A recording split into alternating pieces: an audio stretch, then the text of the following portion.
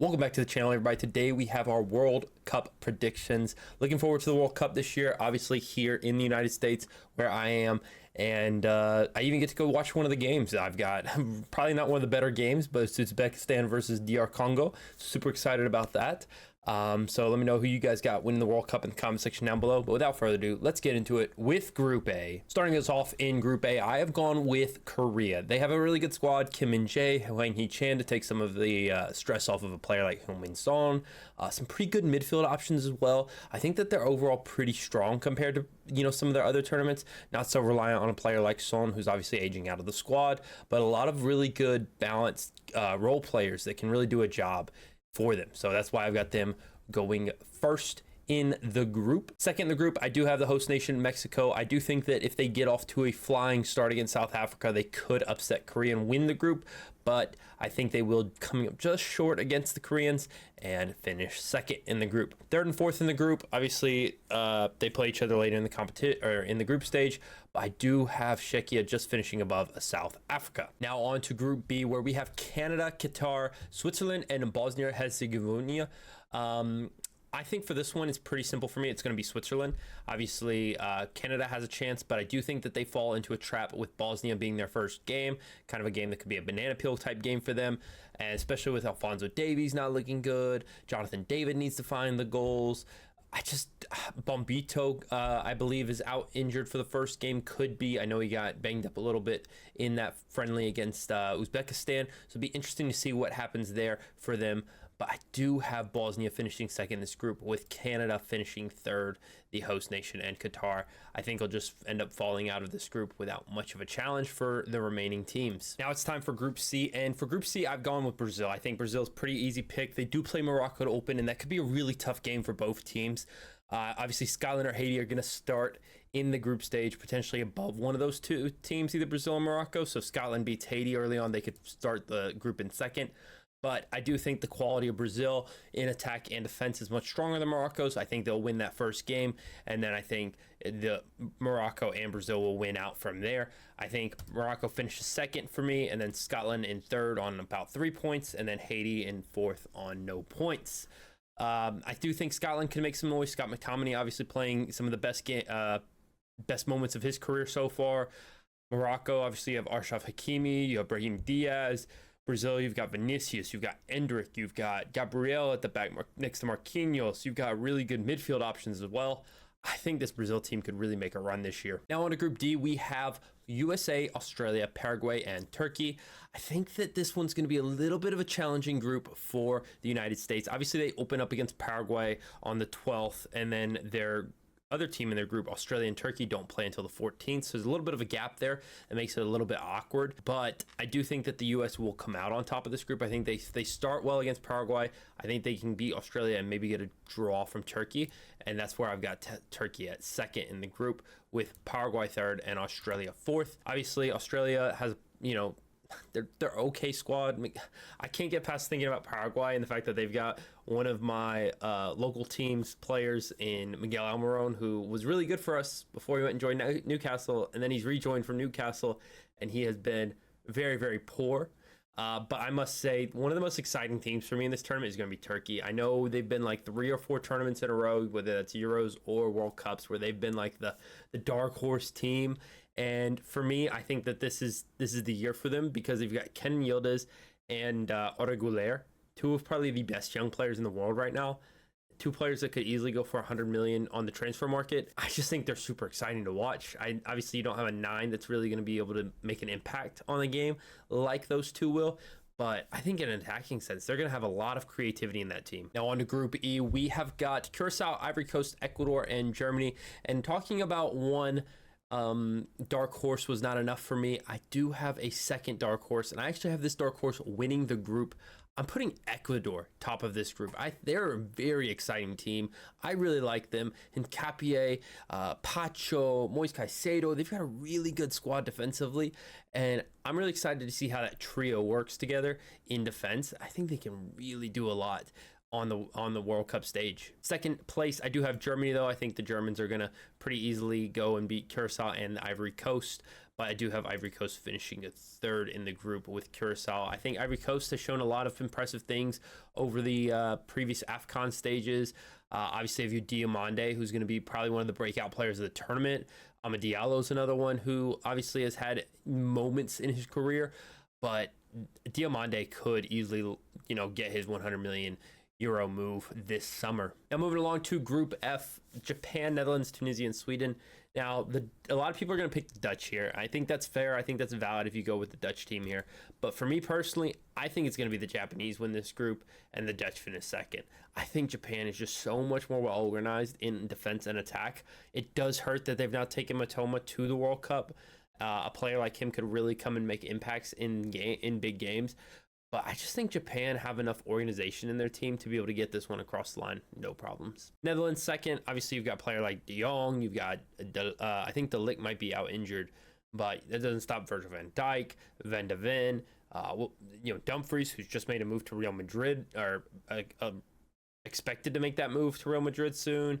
I think it's a really good team.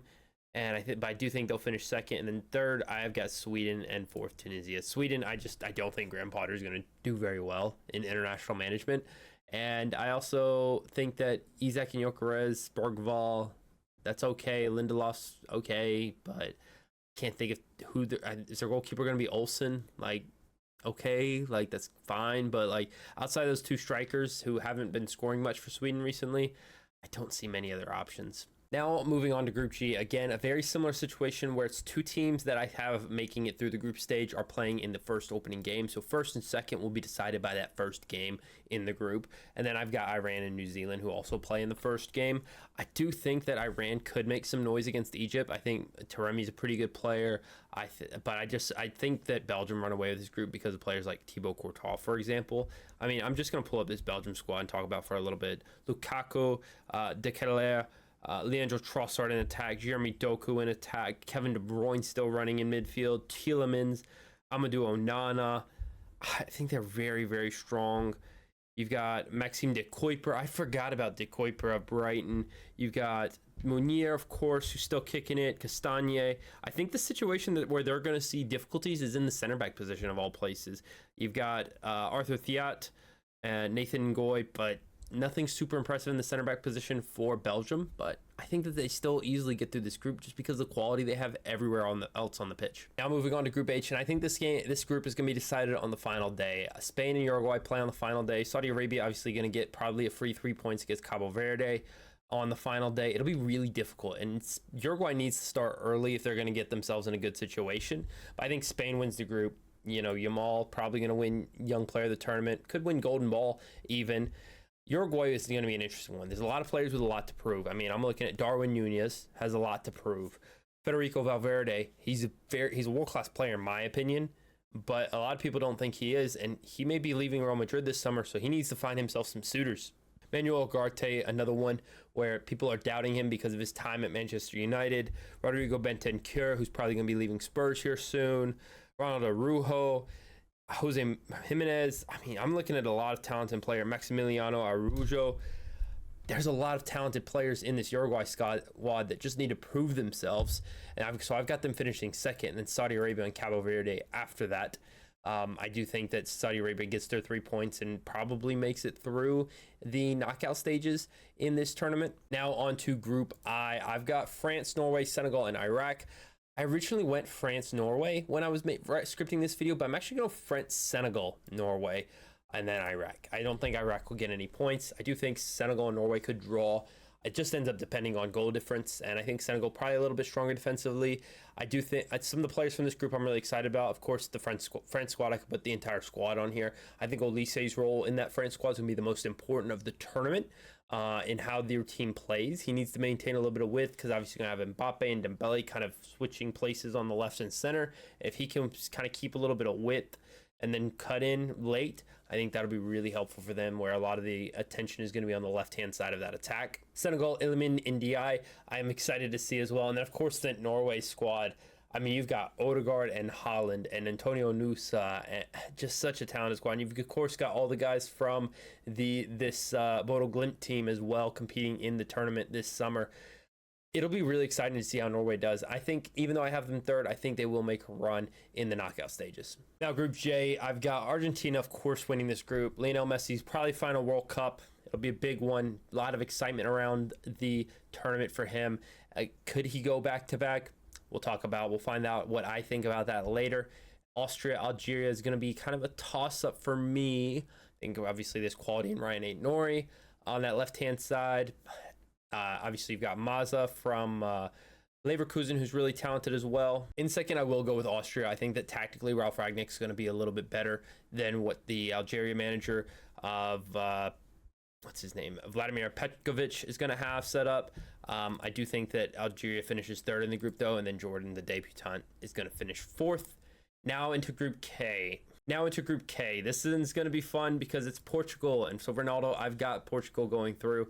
I think that their squad, I'm looking at Vitinha, João Neves, Ruben Diaz, João Cancelo, whoever they're going to have in goalkeeper. I think it's going to be Diego Costa. You've got Goncalo Ramos. You've got Goncalo Guedes. You've got Cristiano Ronaldo. You've got Rafael Leao. You've got a lot of talented players. But the big part for me at Portugal team is the midfield strength. Colombia, I think Luis Diaz is going to probably have one of the tournaments of his life. I think that he has a really good chance of showing out and winning a golden boot with the form that he's in. Off of the left wing, I just don't know if they have the quality and striker positions to get a goal scorer out of anybody else. So I think that Luis Diaz will do the heavy lifting on the goal scoring side. And that's why I have them finishing second in the group.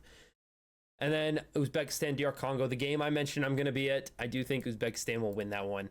And then DR Congo finished fourth. I did want to get a debut team in third place. So that's that. I've got a debut team in the top three. Everybody else I think I've had finished fourth. Yeah. So there we go. One of the debut countries will get some points. Group L now, and I do think England win this group. I think Croatia are not going to be as good. I think they can't be relying on Luka Modric.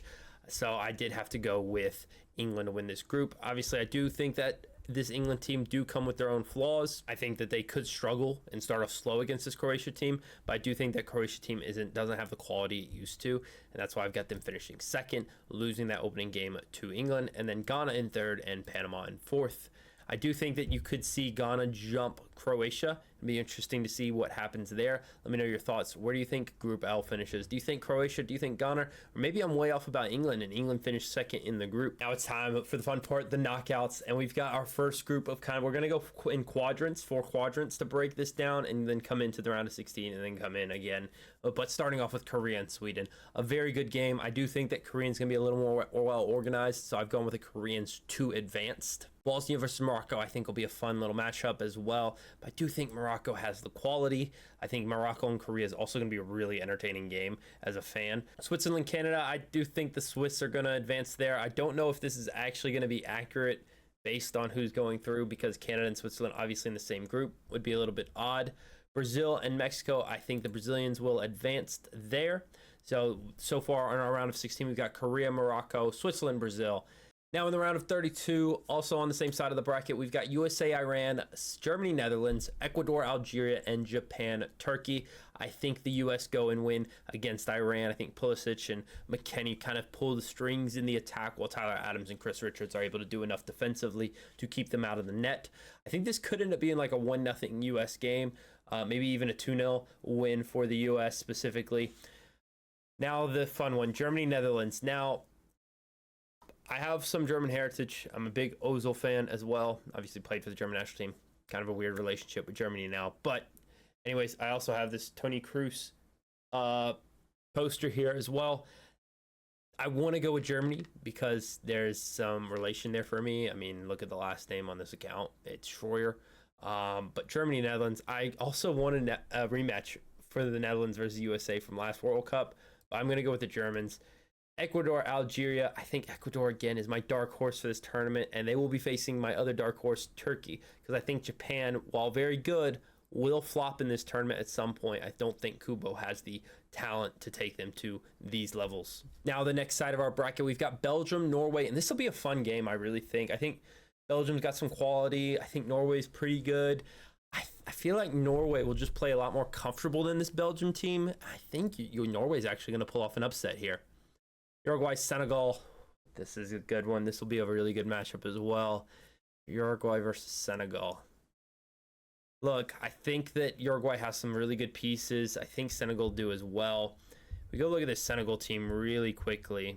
Yeah, looking at the Senegal team really quickly against Uruguay, you've got Nicholas Jackson at the striker position, Ismail Sarr, you've got Iliman Ndiaye, Sadio Mane, Matar Sarr, Papa Gueye.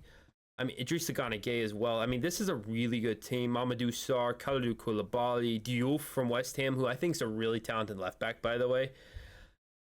I think I'm gonna edge this one to Senegal. I think Senegal going on and win this game, and Norway Senegal makes for a really exciting game and a team that nobody would have expected pre-tournament to make it into the quarterfinals. Spain versus Uzbekistan here.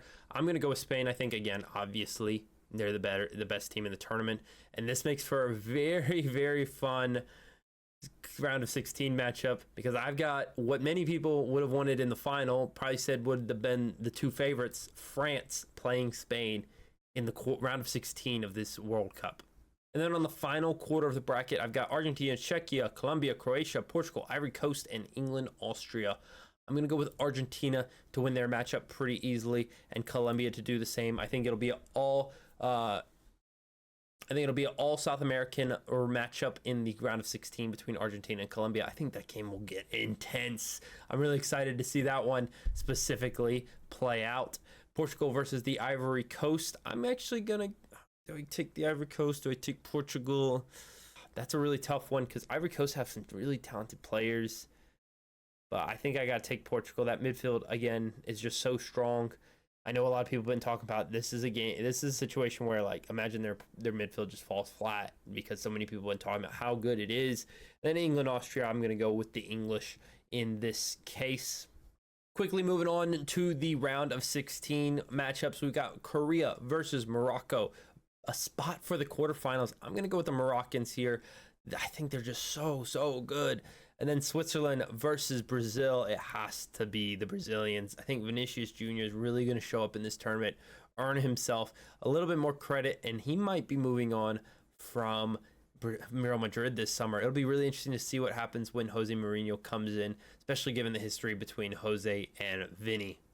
USA versus Germany. The last time these two teams played each other in a competitive match was in the World Cup back in 2014. Thomas Muller scored the lone goal. Obviously, he's retired now he's retired from international football to go play in the U.S. now for, or I guess not in the U.S., but in the MLS for the Vancouver Whitecaps. But USA versus Germany, it has to be the Germans. I mean, that German team is really, really strong. I mean, if we go look at this squad real quick, you've got Kai Havertz or Voltemade is going to start at striker. Florian Wirtz is who the manager Nagelsmann likes in the attacking midfield position. Musiala's got to find minutes. Leonard Carl is very talented and young and probably going to find a lot of game time. You've got Joshua Kimmich still playing in that team, Alexander Pavlovic and Goretzka. I mean, it's a big Bayern Munich heavy squad, but Angelo Stiller could easily get a really influential role in this team as well. Then looking at the defense, you've got Rudiger, Schlotterbeck, Ta, Malik Thiaw. I mean, that's a really good team. And Nathaniel Brown as well, called up to the German national team for this World Cup. And then Manuel Neuer is probably going to be the one still kicking it in between the sticks for the German national team. Now looking at Ecuador versus Turkey, you've got obviously Enner Valencia still leading the line for Ecuador versus a player like a Deniz Huel or a Kenan Yildiz. This Turkey team is just too strong. I've got to send them through into the quarterfinals. I know people do this every single World Cup. I think it's going to be Germany versus Turkey and Morocco versus Brazil on that side of the bracket. Now it's time to analyze the next set of round of 16 matches. Norway, Senegal, Spain, France. Wow. I mean, Norway, Senegal, does it really matter who I pick? Because whoever it is, probably not making it through after that. But I am going to edge this one to Senegal. AFCON champions, kinda. But let's move on to Spain versus France. I mean, I don't even know what to say about this France squad, but I do have to edge it to Spain. I think they've just got so much more quality in their midfield, and I think that they have the legs in midfield that other teams are going to run out of gas around this time of the tournament, and I think that Spain has the depth in midfield to really keep going. Argentina, Colombia, I mean, this is a CONMEBOL showcase of just talent and flair. I'm excited. I think this is the game that Nico Paz could break through and show his class. Colombia, obviously Luis Diaz, who we've already talked about. James Rodriguez with his swan song for the Colombia national team. We even have Jean Arias playing over at Palmeiras, Cucho Hernandez at Betis. In defense, I mean, you've got players like Daniel Munoz, who's going to be playing in the right back position, Davinson Sanchez and Yerry Mina, probably still the center back partnership of choice. I think this team's really good. David Ospina is still playing for that Colombia team. I mean, they have a lot of cohesion in that squad, a very old squad, a very experienced squad. Can they upset Argentina? Not this time. And I've got Argentina advancing into the quarterfinals to face either Portugal or England. And unfortunately, this is where the run for England goes. The storyline is too much. I had to pick the storyline. Portugal into the quarterfinals against Argentina. Now, the final set of our quarterfinal matchups, Morocco versus Brazil. It will be an interesting match. I think this one's going to be a lot more tactically set. You've got a really sound team in Morocco, a team who knows each other, a team with a lot of chemistry, in my opinion, versus Brazil, a team with a lot of flair, a lot of talent, a lot of individuals. I just think the individual brilliance of Brazil is too much for this Moroccan team. And then Germany versus Turkey. And I think this Turkey squad is very talented, but I do have to go with the Germans in this case. Back to the other side of the bracket for their quarterfinal matchups, Senegal versus Spain, Argentina versus Portugal. I'm going to go with Spain in this instance. Not much else to say about them and how talented they are. I just think this is a really good squad, and I just think that the way they're going to pass the ball right around Senegal, Senegal's probably going to be out of gas at this point, especially in the midfield positions. So Spain is going to walk this one for me. And then in the other side of the quarterfinals, Argentina, Portugal, Messi versus Ronaldo. The last time we're ever going to see this matchup ever. Argentina, Portugal, Messi, Ronaldo. Which team will do it? I'm going to go with Portugal to go through into the semifinal to face Spain. Now into our semifinal matchups. Brazil, Germany, Spain, Portugal. These are going to be two really tough games, two really physical battles, two just four technical teams. And I'm going to go with the Germans versus the Brazilians. I just think the Germans are just going to outclass them in this instance. That left side of the bracket is so much weaker than the right side of the bracket in the way this ended up drawing out. But Spain, Portugal, who will face Germany in the final? I think it's the Spaniards. And now Spain, Germany in the final. Who makes their way through the tournament and ends up champions of the World Cup? I am going to go with the Spanish. I think they just have way too much class. I think they're heavy favorites for a reason.